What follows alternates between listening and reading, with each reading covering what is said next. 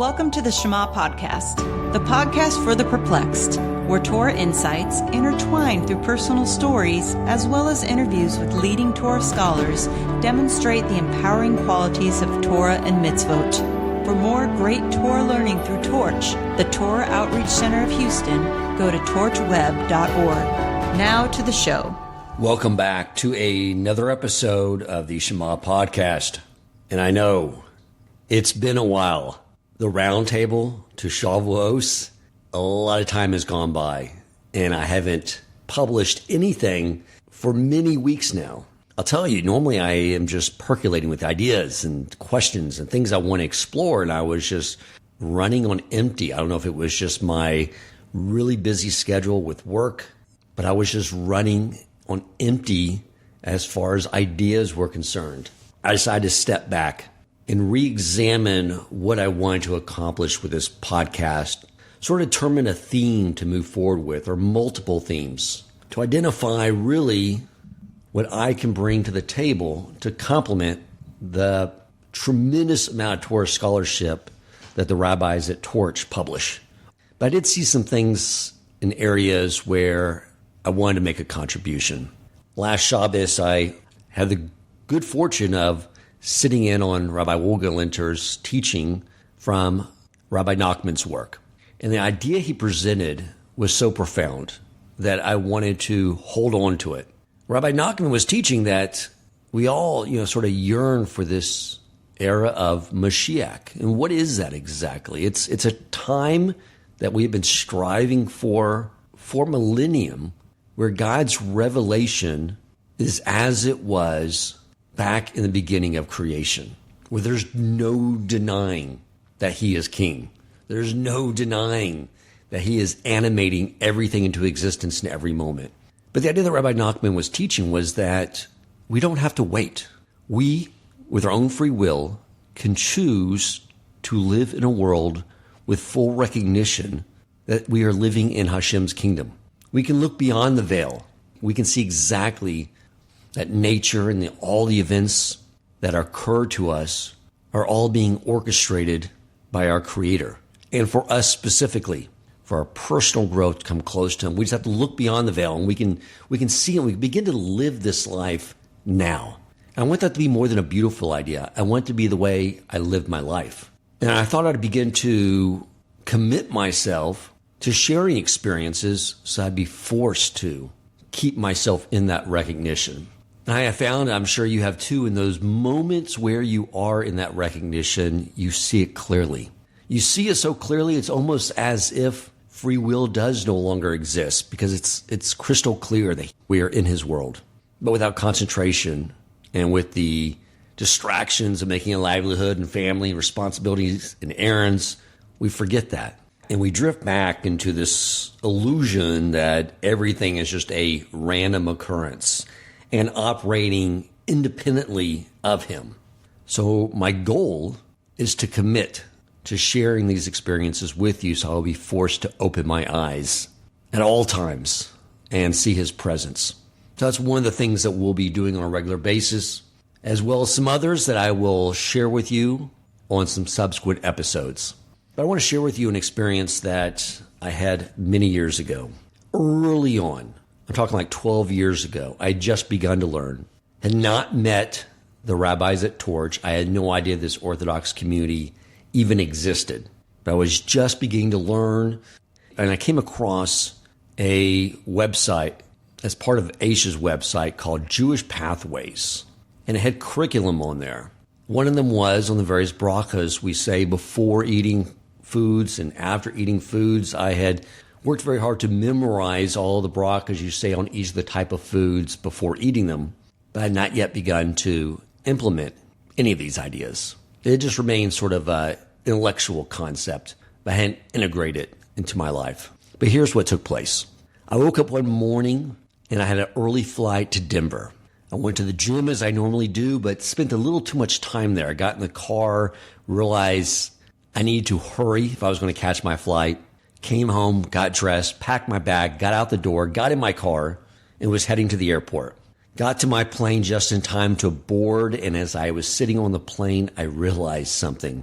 I was really, really hungry. I forgot to eat breakfast in my haste of getting ready. And I realized the day before I got busy during the day, so I ended up having a late lunch around 3:30. And then I got more busy with work after that and really never ate since that late lunch or early dinner, wherever you want to call it.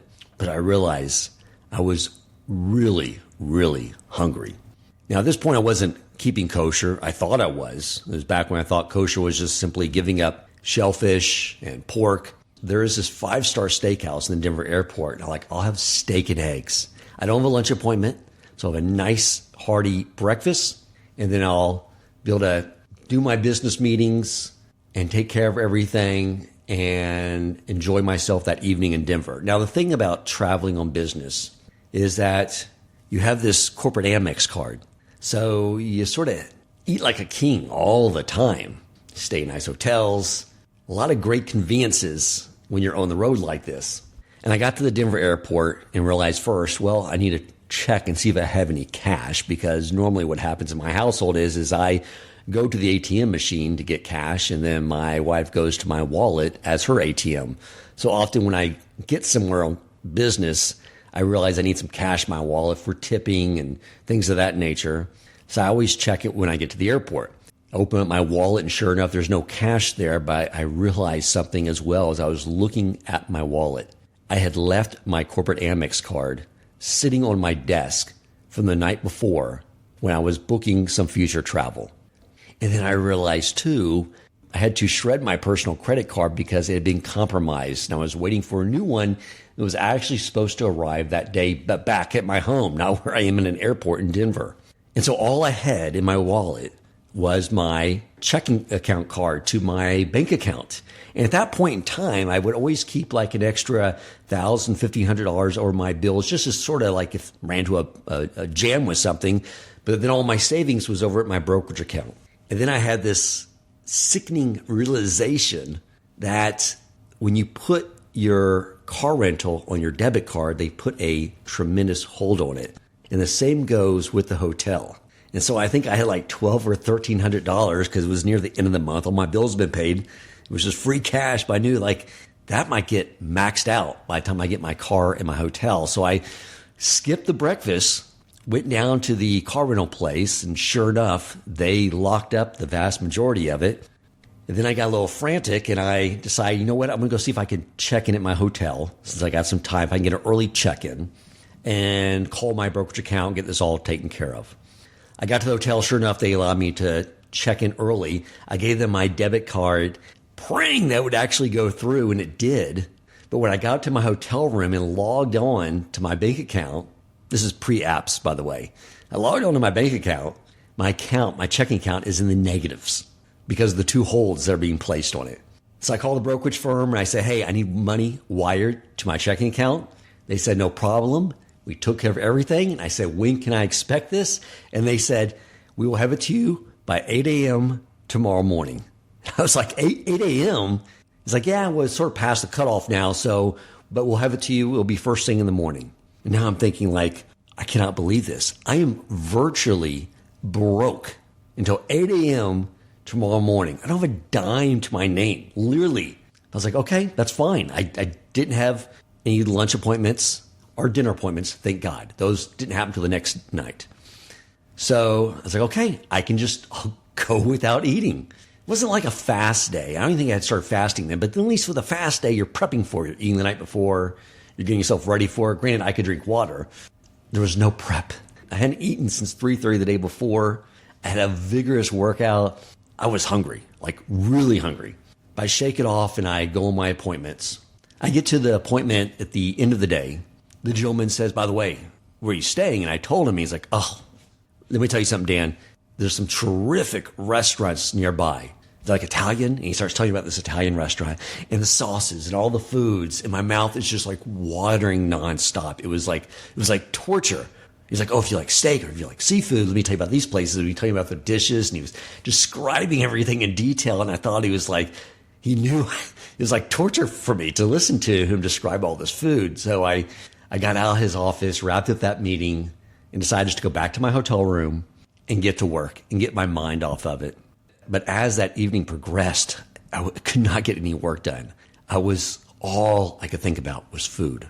And I decided just to go to sleep. I think it was around like close to 9. I was like, just go to bed, wake up, and you'll have the money in your account and you'll go get a nice breakfast. So I'm laying in bed and I'm tossing and turning. I literally I can't relax. I'm just thinking about how I am so hungry. And I get up out of bed and get dressed just because I just felt like I need to be doing something. And I'm pacing around my room like, you just got to get food. You got to get food so you can go to sleep. So I decided that there was a Taco Bell a block away. And I was just going to go stand in the Taco Bell drive-thru and panhandle for money and get $5. Because for $5 at Taco Bell, you can get a feast. So I'm going down the elevator, like thinking to myself, like, this is the worst day of my life. Like, and this is about to be the lowest point in my life. I'm about to go panhandle at a drive-thru at Taco Bell. And I get off the elevator and I realize, for one, I put back on my suit. So now I'm wearing a nice, brand new, custom-made suit. And I'm about to go stand in a Taco Bell drive-thru and panhandle for change and dollar bills so I can eat. And I was just like, just get it behind you, man. Just go do it. Put some food in your belly. You'll go to sleep and you'll just forget this day ever occurred. And then as I'm walking through the hotel lobby, I see something that caught my eye. It was beautiful looking. It was a basket of apples. It was sitting by the concierge desk. And I went over and I said, sir, are those apples real? Or are they just fake for decoration? I thought maybe my eyes were fooling me because they looked so beautiful. And he said, they're real. Help yourself, please. So much to his surprise, I grabbed the entire basket of apples and I ran off to sit in the hotel lobby. And I set them on the table in front of me and just stared at them. Like I feel like I just robbed a bank, but I was so ecstatic with my bounty. And I picked up one of those apples and I was about to eat it. And I was so appreciative to Hashem for providing me this basket of apples that for the first time in my life, before biting into a piece of food, I said, Baruch atah Hashem. And I said the bracha over an apple. And as I took a bite and began to eat, I got a feeling of just absolute shame because I realized that all the times I've ever eaten and all the times I've been on business trips where I put my source of sustenance in a corporate Amex card versus in my creator, that feeling, that recognition that I'd never appreciated or even thought about it just made me feel sick to my stomach. I felt like so embarrassed and so ashamed. I mean, to the point to where tears began to roll down my face. I was just, again, it was just a feeling of utter humiliation. You know, I think about that a lot, about how much my life goes on where I'm kvetching and griping about things not working right, and how embarrassing and humiliating that is going to be when I stand in front of my Creator, considering and seeing with all the clarity everything He provided to me, every morsel of food, my clothing, my home, my family, my health, and have the audacity to complain about something. It's a sickening feeling. And I'm glad I experienced that so I can go back to that as often as possible. And after I got past this time of just remorse and feeling horrible, I started to think about some things that changed my mood completely. I became very joyful, very happy. Maybe it was sparked by having some nourishment. I mean, this was hands down the best meal I've ever had. I mean, I would not have traded these apples. They were so delicious. I would not have traded these apples for a meal at any 5-star restaurant anywhere. I was enjoying them. It was perfect. So maybe that was part of the reason. Maybe part of it was as I looked over at the man standing at the concierge desk that was looking at me, probably contemplating whether or not he should call some mental health care professionals to come to the hotel, because he's looking at me, this man sitting there eating his apples, crying, and now I'm starting to laugh. But that got me in a better mood, and I just started thinking about how much that went into Hashem providing me this amazing meal. all the events he had to orchestrate, from just not only creating everything from the tree that it grew from the person that plucked the apple, the people that transport it to a grocery store, to the person in the hotel who went and got it so those apples could be there for me in that moment when I needed nourishment badly. And it made me feel so cared for. It made me feel so connected, knowing that I don't need a corporate Amex card to be fed. I just need my Creator. There's that line we say 4 times a day in Ashrei, and it has the footnotes in the Art Scroll edition that says, if you're not concentrating while you say this verse, do not pass go, do not collect your $200, go back and say it again. And those words are, you open your hand and satisfy the desire of every living thing. I think about that moment all the time, and I realized that this was not the worst day of my life. This, I knew then, would be one of the best days of my life, because I could not recall really with any clarity all those hundreds and hundreds of times where I dined at 5-star restaurants. This day, this meal, I knew I'd remember forever. Here it is now, 12 years later. I think about this all the time. This day I'll remember because this day was meaningful. Those other days, they were obscure. I barely remember them because there was no meaning in them. Gratitude is a basic building block of our Judaism.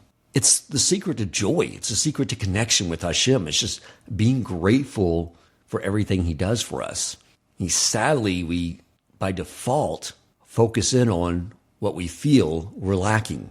So, my friends, I just wanted to share that story, and may it inspire you, may it inspire me to remember just to be constantly acknowledging and being aware of everything that we have instead of what we feel we're lacking.